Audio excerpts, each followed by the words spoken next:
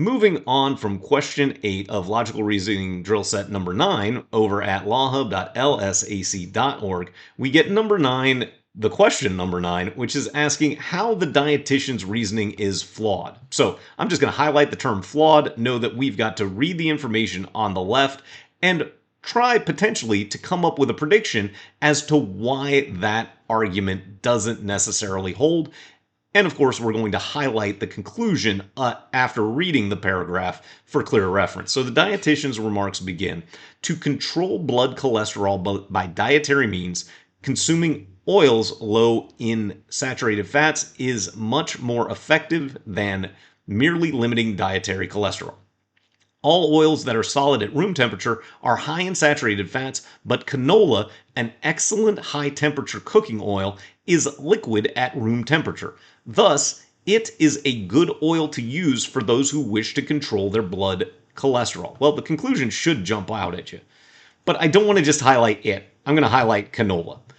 And we should recognize the reasoning that is given for canola being a good oil to use for those who wish to control their blood cholesterol. And it's because it's an excellent high-temperature cooking oil, and it's liquid at room temperature, and we know that oils that are solid at room temperature are high in saturated fats. But just because it's not solid at room temperature means that it's low in saturated fats? I don't know that at all.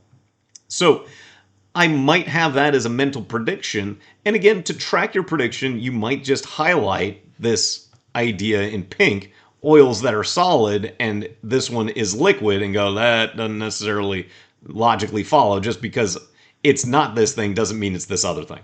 Thank you for watching this LSAT explanation video of an official practice problem over at lawhub.lsac.org. If you're enjoying the explanation, please consider becoming a MyGuru member to get early and exclusive access to additional explanation problems to help you on your LSAT journey. You can also like the video and subscribe to become notified when additional practice explanation videos are produced by MyGuru. But for now, let's get back to this explanation. So we've got these highlights for clear reference. Again, you may or may not use the pink when you're working through the problem, but this is just to kind of focus on what our prediction is in this case. So starting with choice A, fails to consider that while a certain method of achieving an objective may be more effective than is a certain other method, the two methods combined, two methods combined may be more effective than either method alone. That is certainly not what is happening in the paragraph. Should be able to eliminate A as just not matching the information presented at all. We've got one recommended method, not two. Choice B takes for granted that a certain characteristic that normally accompanies another characteristic is present only if accompanied by that other characteristic. Woo! That's some LSAT language if I ever saw it. How many times do we say characteristic in here? 3 times and not even a sentence?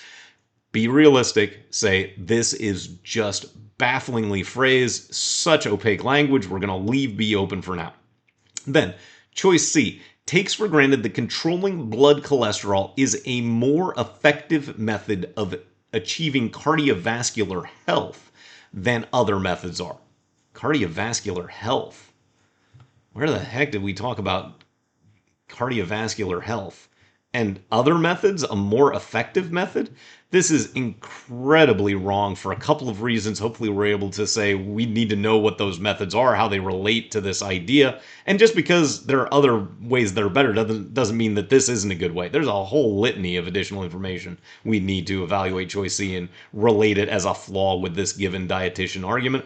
Then choice D fails to consider methods other than dietary methods of controlling blood cholesterol. Again, we don't need to consider other methods. This could work, and it doesn't match our prediction about the issue with just assuming that liquid at room temperature means that it's not high in saturated fats. So choice D, again, just does not match our prediction that we kind of focused on in pink. It doesn't match the argument. It's not a flaw, so we can eliminate it for several reasons. Choice E fails to consider that there may be other high-temperature cooking oils that are also liquid at room temperature.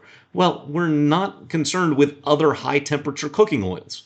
Again, we know it is an excellent high-temperature cooking oil, which is great, but it's not the problem of the high temperature. It's the issue of the amount of fats or saturated fats when it's at room temperature. So choice E again, just does not address our original flaw that we identified. Whereas choice B will break this down in the delightfully convoluted LSAT language.